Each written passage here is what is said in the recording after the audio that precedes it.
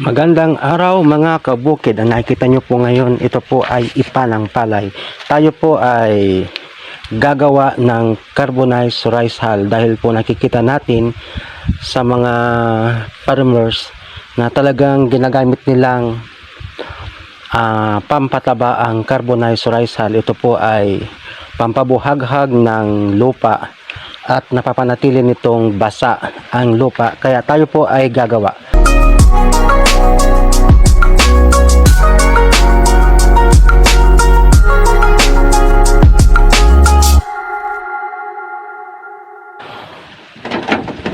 Una po ang ginawa ko ay ako po ay kumuha ng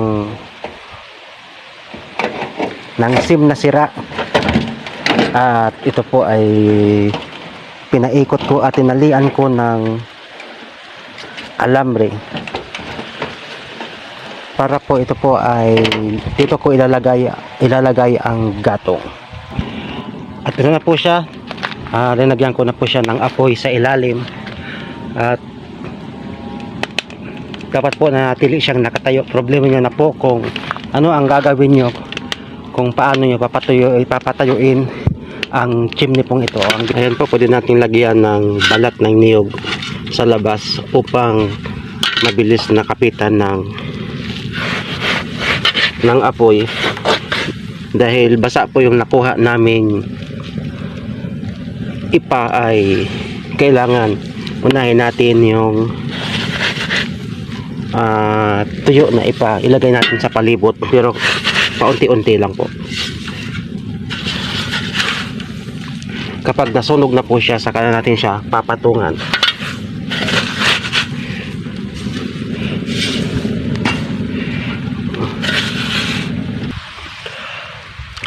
Ayan po, dahil madali na siya, sa loob ng 20 minutes ay nasa labas na yung kanyang apoy, ay pwede na po natin siyang dagdagan ng medyo madami-dami.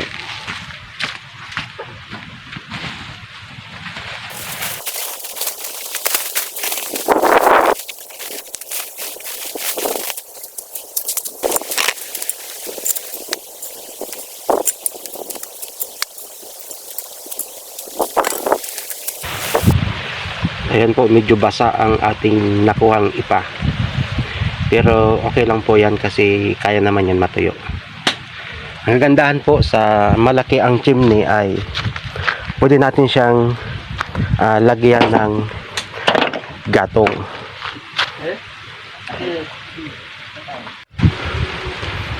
Ayan po, nakalabas na ang apoy. Kung ating titingnan ay medyo malawak na yung nauling, kaya pwede na po nating takpan uli ng ipa ng palay.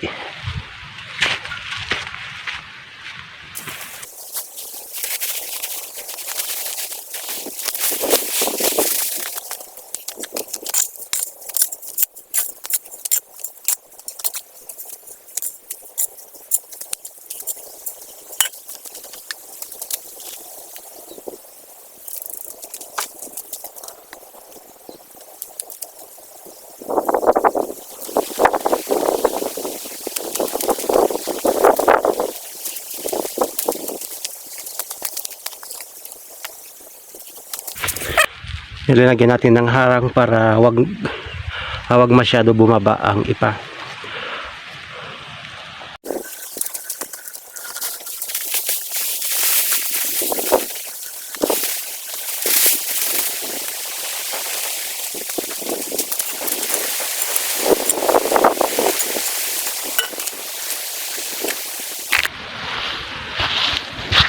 Ayan po, lumalabas na yung apoy. Pwede natin galawin para mabutas at doon natin ipasok yung ipa sa loob.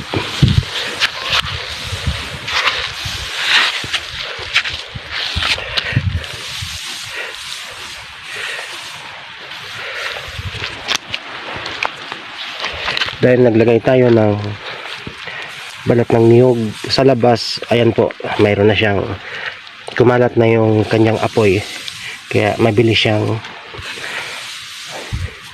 mauuling.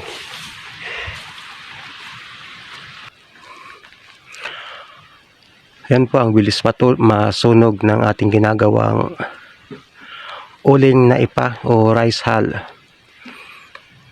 Dahil nasa labas na po yung uling, dagdagan po natin ng isa pang sako. So pang 5 sako na po na ipa ng palay ang ating mailalagay sa ating ginagawang carbonized rice hull.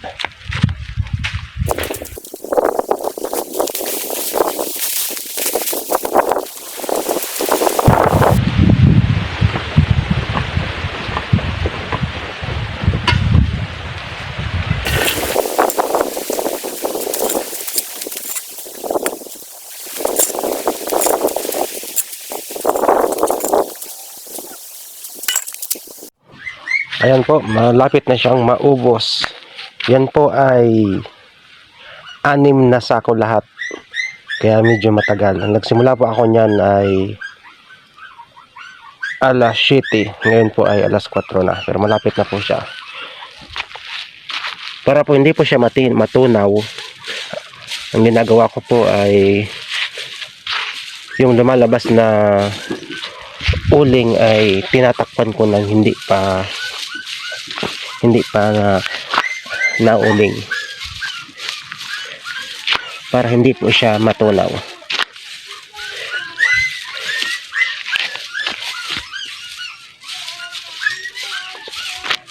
Ganito po ang paraan ng aming paggawa ng carbonized rice hull dito. Malapit na po siya. At mamaya po ay didiligin ko na siya ng tubig para mamatay na po yung apoy.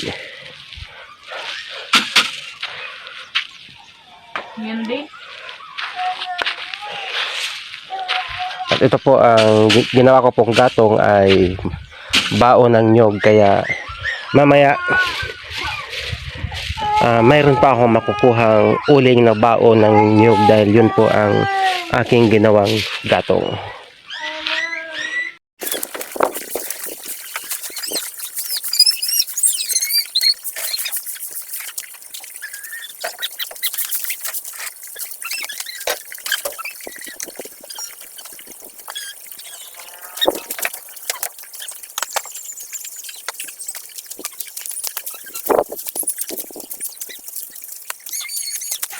Ayan po, kung titignan natin, napakaganda ng ating ginawang carbonized rice hull. Wala po siyang abo. Ganyan po ang pinakamaganda. Kasi kung may abo po, yan po ay acidic na rin sa pananim. Kaya ngayon po ay atin ang diligin.